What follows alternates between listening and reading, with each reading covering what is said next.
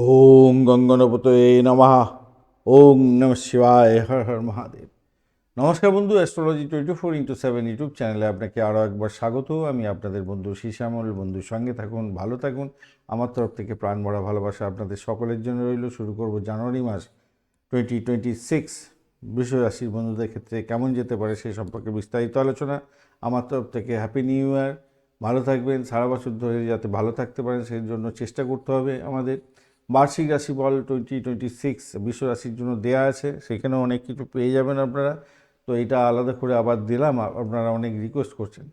Actually regular প্রত্যেক দিন অনেক ভিডিও তো দেওয়া হয়, আর মাসিকটা আমি অ্যাভয়েড করছিলাম, আবার আপনারা বলছেন বারবার ধরে। ঠিক আছে, চলুন আলোচনা করা যাক কীরকম কী ফল পেতে যাচ্ছেন আজকের দিনে। আজকের দিনে বলছে এই মাসেতে আপনাদের জানুয়ারি মাসটা কেমন যাবে। প্রথমত যেটা দেখা যাচ্ছে, চন্দ্র আপনার 1 তারিখ থেকে আপনার রাশি বা লগ্ন থেকে যাত্রা শুরু করবে। বৃহস্পতিদেব দ্বিতীয়ভাবে থাকছে বক্রী অবস্থায়, কেতুদেব চতুর্থভাবে, অষ্টমে 4টে গ্রহের সমাহার থাকছে। একটা রবি, বুধ এবং মঙ্গল, শুক্র, এরা বসে থাকছে। তো রবিদেব 14 তারিখের পরে দশমভাবে যাবে, ভালোর দিকে যাচ্ছে 14 তারিখের পরে। আর নবমভাবে যাবে আপনার, অবশ্যই সেদিক থেকে দেখতে গেলে ভালো হতেই যাচ্ছে। আর বুধদেবও নবমভাবে গমন করে যাবে 17 তারিখের পরে। মঙ্গলদেবও গমন করছে 16 তারিখে। 13 তারিখের পরে আপনার হচ্ছে গিয়ে শুক্রদেবও গমন করে যাচ্ছে। তো স্বভাবতই কিছুটা নবম ভাবটা আপনার ভালোর দিকে যাবে, ভালো ভাব হয়ে যাচ্ছে আপনার ক্ষেত্রে।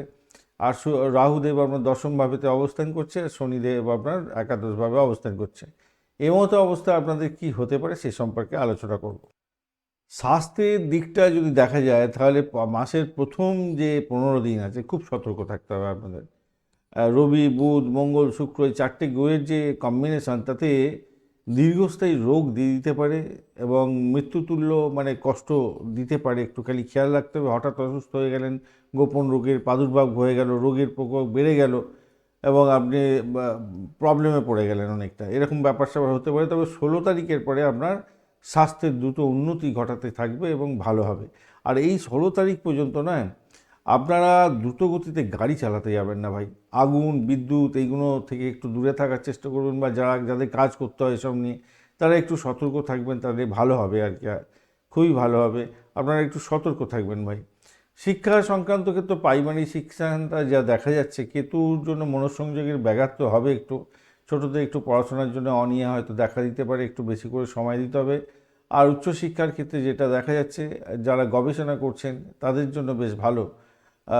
শিক্ষার জন্য দেখুন, অষ্টমস্ত বুধ শুক্র গবেষণার ক্ষেত্রে কিছুটা ভালো হলেও জটিল সমস্যা তৈরি করে। তো 17 তারিখের পরে ভালোর দিকে যাবে আপনাদের।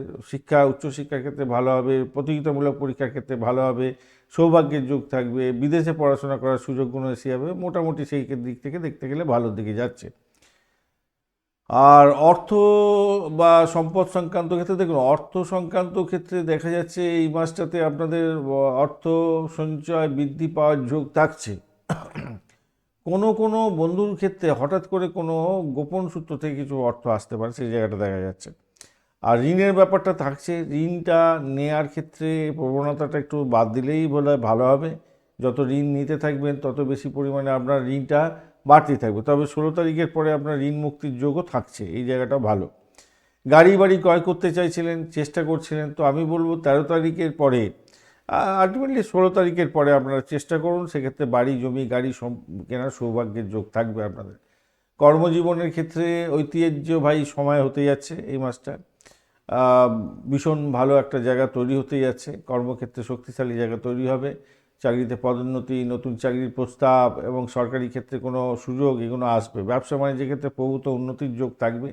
বাণিজ্যিক ক্ষেত্রটা, টেকনিক্যাল ক্ষেত্রে ব্যবসা বাণিজ্য করছেন, সময় উপযোগী হতে যাচ্ছে, সাফল্য পাবেন বলে মনে করছি। প্রেমের জায়গাটার ক্ষেত্রে দ্বিতীয়ার্ধটা প্রেমের গভীরতা বাড়বে, বিয়ের কথা এগোতে পারেন।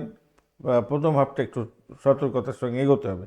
দাম্পত্য জীবনের ক্ষেত্রে অষ্টময়ে তো মঙ্গল, তো আপনাদের ঝগড়াঝাটি হতে পারে। 14 তারিখের পরে আপনাদের অবস্থার উন্নতি হবে, দাম্পত্য জীবন ভালোর দিকে যাবে। পারিবারিক দিক থেকে দেখতে গেলে বড়দের আশীর্বাদ দ্বিতীয় অর্ধে পেতে যাচ্ছেন, ভালো হবে। মায়ের শরীর নিয়ে একটু চিন্তা থাকতে পারে, বুঝলেন, একটু শরীর স্বাস্থ্য নিয়ে একটু খেয়াল রাখবেন, মায়ের শরীর স্বাস্থ্য নিয়ে বিশেষ করে। সন্তানের ক্ষেত্রটা স্বাস্থ্যের দিকে নজর দিতে হবে এই মাসটাতে, সারা মাসটাতেই। প্রতিবার বিকাশের বাধা নেই, কিন্তু তার শরীর স্বাস্থ্যের দিকটা একটু খেয়াল রাখতে হবে। শত্রুরা এই মাসটাতে আপনাকে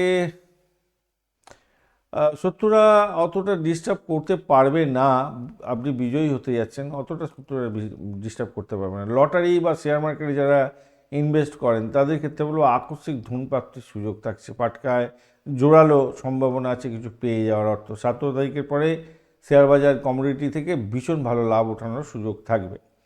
কৃত্তিকা নক্ষত্রের বন্ধুদের ক্ষেত্রে যেটা দেখা যাচ্ছে, প্রশাসনিক বা আইন গঠিত কোনো কাজের ক্ষেত্রে সাফল্য পাবেন, মাসের শেষে সম্মান বৃদ্ধির যোগ থাকছে। রোহিণী নক্ষত্রের বন্ধুদের ক্ষেত্রে আর্থিক লেনদেনের ক্ষেত্রে লাভবান হবেন, মানসিক শান্তি বজায় থাকবে মোটামুটি। আর মৃগশিরা নক্ষত্রের বন্ধু, ভাই বোনের সাথে সদ্ভাব বজায় রাখার চেষ্টা করুন, কর্মক্ষেত্রে নতুন সুযোগ আসতে চলেছে আপনাদের। এই মাসে শুভ দিন হতে যাচ্ছে 7, 16, 17, 25, 26 এবং 29 তারিখ। অশুভ দিন আপনাদের 2 তারিখ, 9 তারিখ, 11, 13 এবং 20 তারিখ। আর সূর্যদেবকে অবশ্যই জল অর্ঘ্য দেবেন প্রত্যেক দিন, আর গণেশ চালিসা পাঠ করবেন, ভালো হবে। আর গরিব মানুষদের কিছু দান করবেন, সেক্ষেত্রে আপনাদের ভালো হবে। তো ধন্যবাদ ভিডিওটি দেখার জন্য। লাইক, শেয়ার, কমেন্ট অবশ্যই করবেন, আর এই ধরনের ভিডিও পেতে অবশ্যই চ্যানেলটি সাবস্ক্রাইব করে রাখবেন। বার্ষিক রাশিফলের বিস্তারিত যে ইনফরমেশন আছে 26 সালে, সেটা এই ভিডিওর ডেসক্রিপশান বক্সেও আছে, অবশ্যই দেখবেন, কাজে লাগাবেন, ভালো ফল পাবেন।